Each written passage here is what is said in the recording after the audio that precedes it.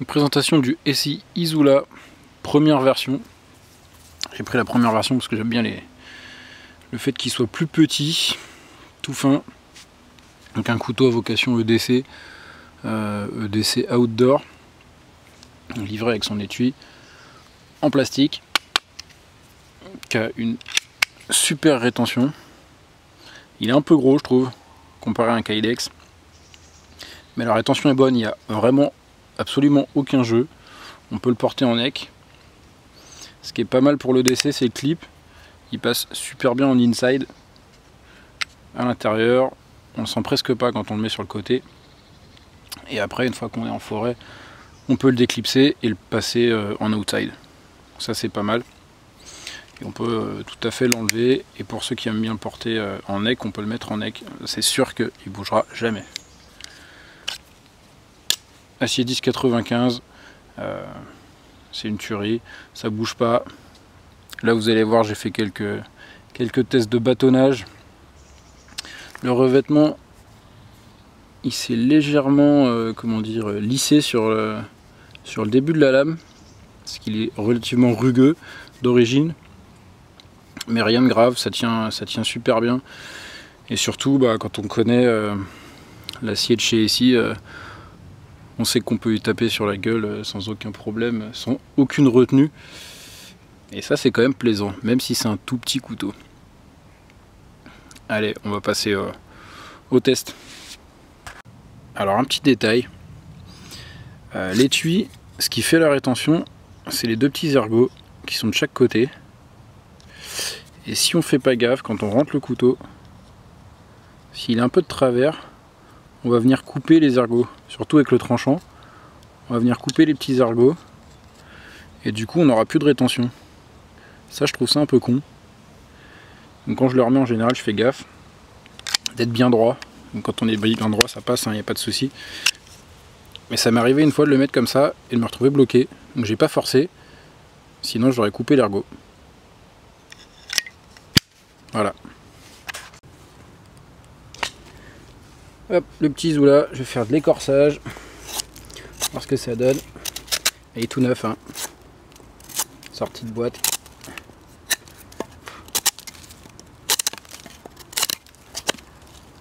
Ça c'est bien sec, hein. Ça fait un moment que c'est là. Ça va tout seul.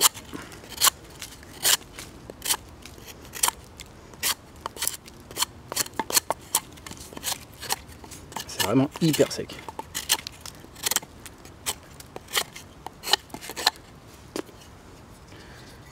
Hop. Voilà, ça fait un bon marteau. Alors là on va essayer de s'attaquer à du gros. C'est une branche morte bien sûr. C'est plus gros que le couteau. On va essayer de faire le tour, voir si ça marche.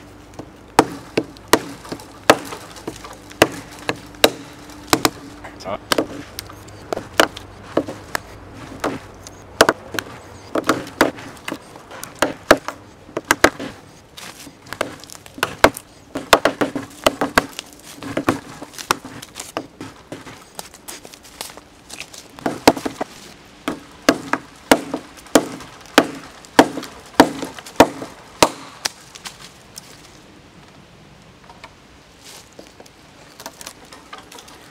Ce qui est bien, c'est que connaissant la qualité du produit, on peut y taper dans la gueule, ça bouge pas. Hein.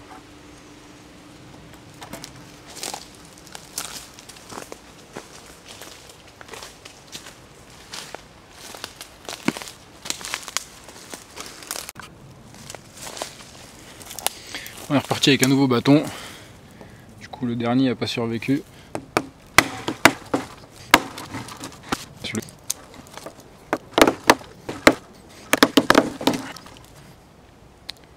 Je crois que j'ai été un peu optimiste.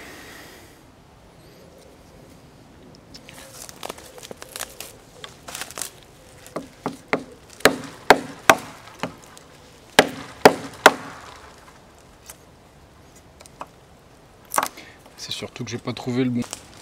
On va pas lâcher l'affaire si facilement. Hein. J'ai pris un plus gros, même si je pense qu'il va casser ici.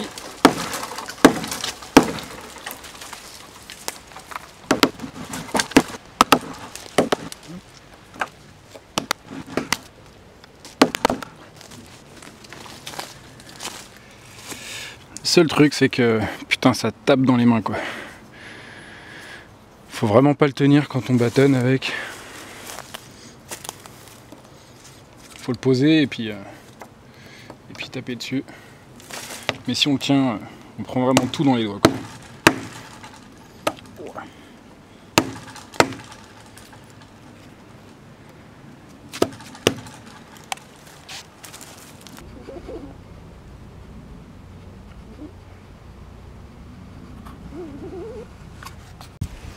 Alors j'ai été un peu optimiste avec l'Isoula tout à l'heure. Du coup je vais finir la branche avec la superbe scie Lidl. Vous allez voir.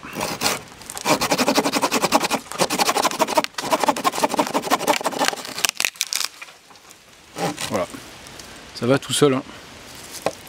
On a vu, elle a plié. Et la lame n'a pas cassé.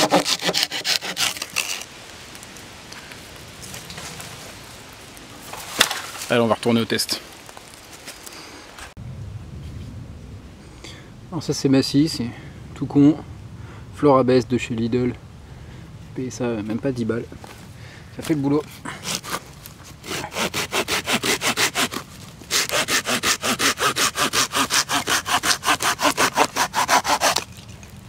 Voilà. Rien à dire. On va faire de la petite refonte. Hop. C'est hyper sec mais c'est pas très dur comme bois. Je pense que ça va passer facile.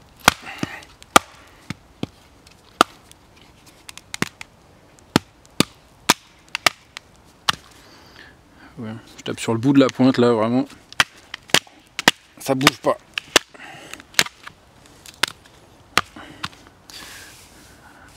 Là il y a un nœud.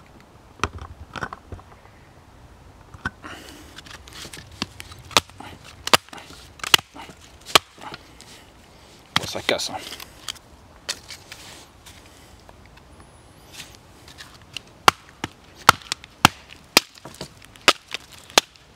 Voilà. Comme dans du beurre. Le seul reproche, quand on bâtonne et qu'on tient, le manche fait hyper mal. On se tape toutes les vibrations. Mais bon, sur un petit couteau comme ça, c'est normal. Alors j'ai coupé un autre morceau de bois. Ce coup-ci mort sur pied. Donc c'est sec mais ça va être un peu moins mou que l'autre.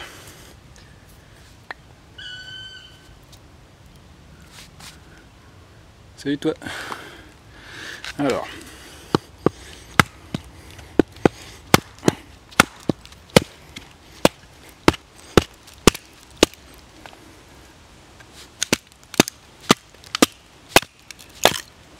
Voilà. La pointe ça bouge pas. Hein.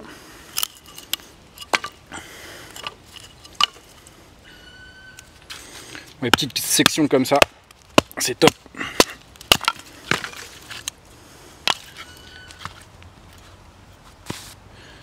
Hop.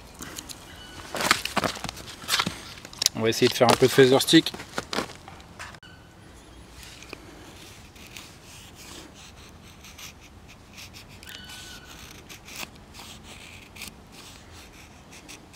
Moi, je suis pas un expert. Hein.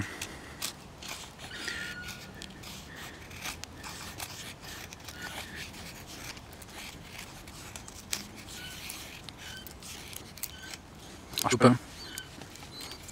C'est l'autre.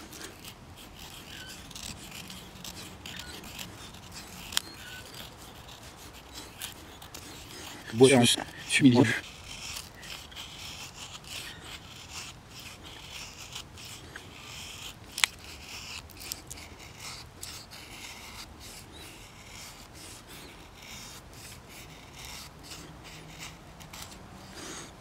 Le jimping il est pas mal, il est bien placé, puis avec le revêtement, ça permet de faire pas trop mal au doigt, même si on voit qu'il y a l'empreinte dessus, sur le doigt. La prise en main, vraiment pas mal. Juste là, ça appuie un peu sur le doigt ici.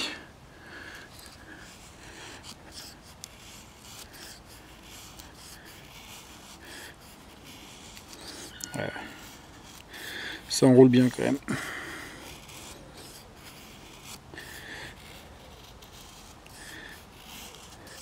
Ah, c'est joli ça.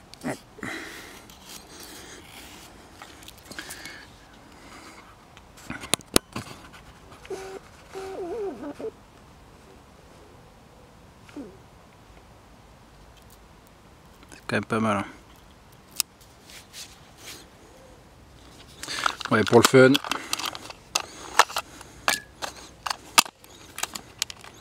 On va essayer de faire prendre ça. Vu que c'est bien sec. Bon, par contre, vu qu'il y a le revêtement, on peut bien sûr pas gratter le Fire Steel. On va essayer avec ça. Ah, ça marche pas. Comme quoi.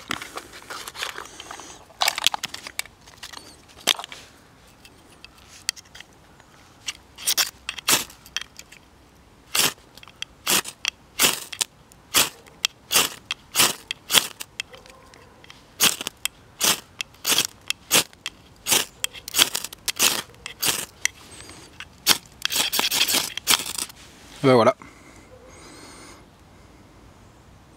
Ça prend. Nickel.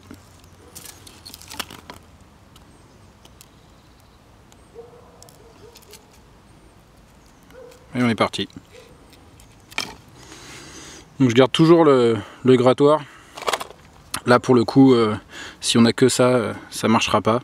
Ou alors faut le frotter contre une pierre pour enlever le revêtement.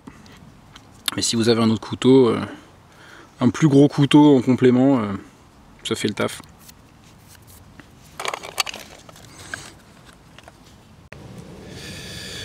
Donc après tout ça, le tranchant encore rasoir, il n'y a que le revêtement qui est un peu abîmé, surtout qu'il est sale. Mais comme on peut voir là,